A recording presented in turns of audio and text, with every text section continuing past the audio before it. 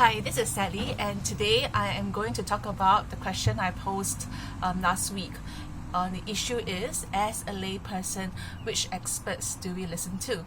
And I think this question can be looked at, for me, in three ways, three considerations. The first point is the source of funding. The second point is to consider for ourselves what health philosophy we want to follow. And the third point is why natural healing for me and how to apply the principles of natural healing on the information that we read. So on the first point, I think many times we go on the internet or we read certain books or articles, and there are experts on both sides that have very, very different points of views. Dr. So-and-so, scientist so-and-so, etc., etc. So my experience was with coconut oil, and I have long, believed that coconut oil is good for the heart. So I was quite perturbed when someone sent me an article saying that coconut oil, an article that was based on research that said how, bad coconut oil was, etc., etc. And if you Google, there are always contrary stories for and against. And so I asked my mentor, and she has a master's in holistic nutrition. And so she said, well, you need to look at who is funding the research. So if you look at who's funding the research, generally there is a conflict of interest there.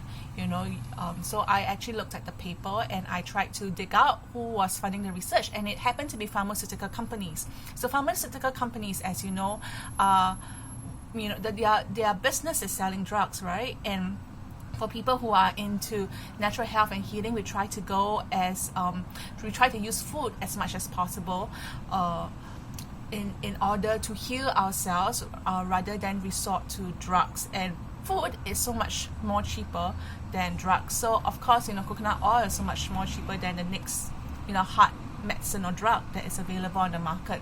So that's one. And the second thing that she also mentioned was to be able to make distinctions because, for example, for coconut oil, what kind of coconut oil are they talking about? Because coconut oil, there are also different grades, right? When we talk about coconut oil with healing properties, we are talking about pure organic coconut oil. And the process of actually obtaining coconut oil is like how you also process fuel oil, right? There are different levels, there are different grades. So there's also inorganic coconut oil as well, and there's also whatever that is left after the pure organic coconut oil has been retrieved.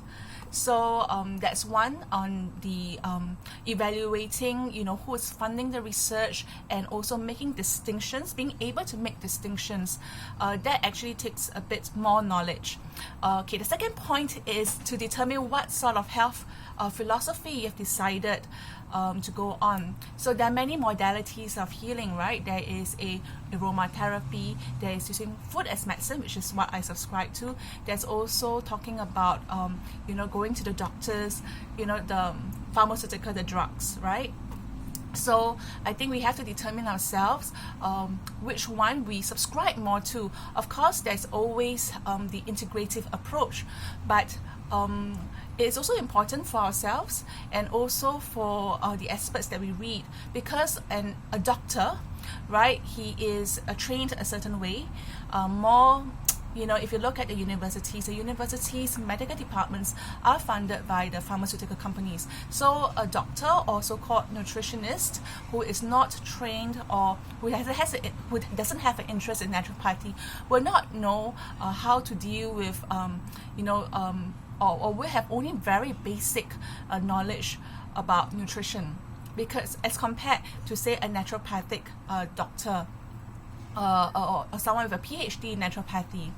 So as a layperson, we have to determine which health philosophy we subscribe more to, because experts from different philosophies, emphasize, of course, their views more, and of course they know more than us.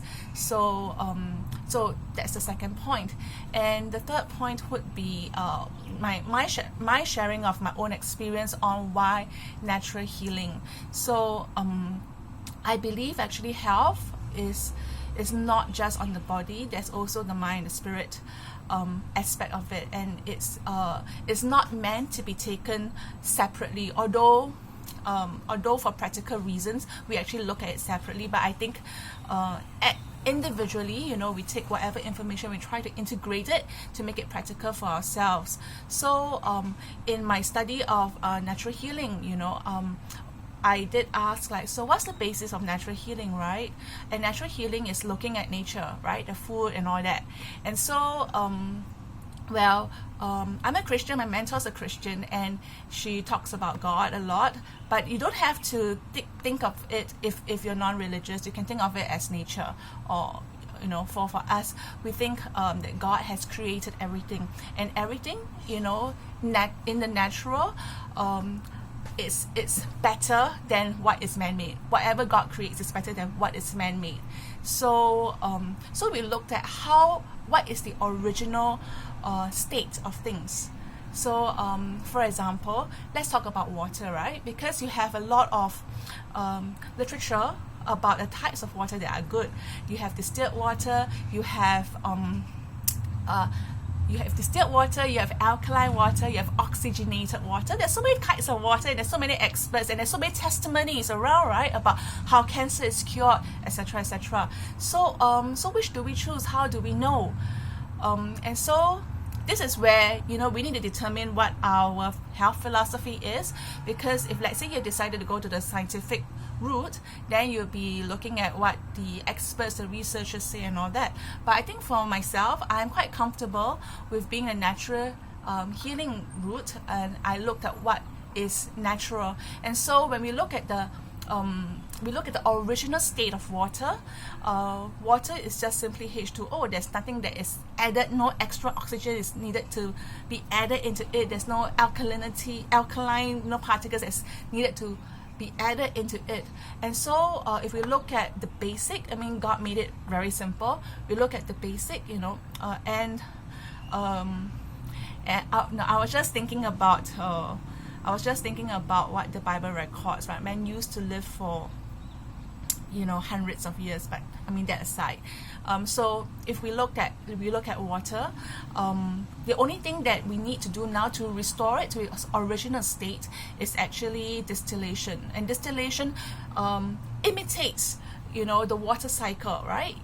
The water, the sun heats up the water becomes water vapor forms clouds, and then clouds fall as rain. But of course, on Earth, with our pollution and all that, the water that we are getting is so-called corrupted because it's filled with pollutants, And so what we want to do through distillation is to make it to its original state. And that's a reason, right? Because your body, the original state of the body, or as original as it could be, was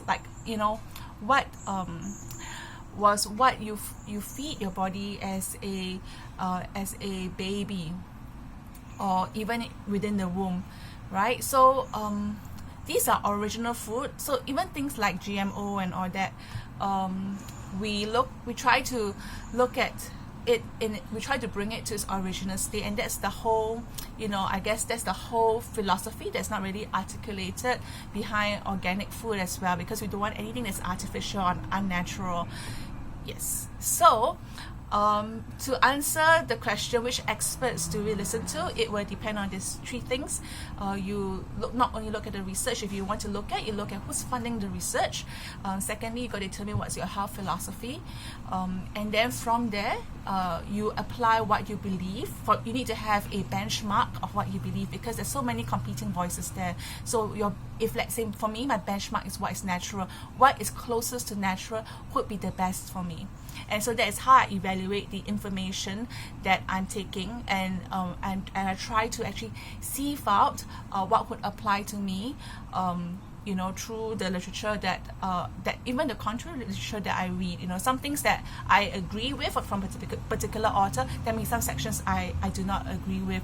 And I think that we need to have sufficient knowledge. It's a learning process to know what to take and what not to take, and also a community of people who are actually walking the talk, and perhaps a mentor to help help us have clarity in actually determining what is true and what is not. So I hope this helps.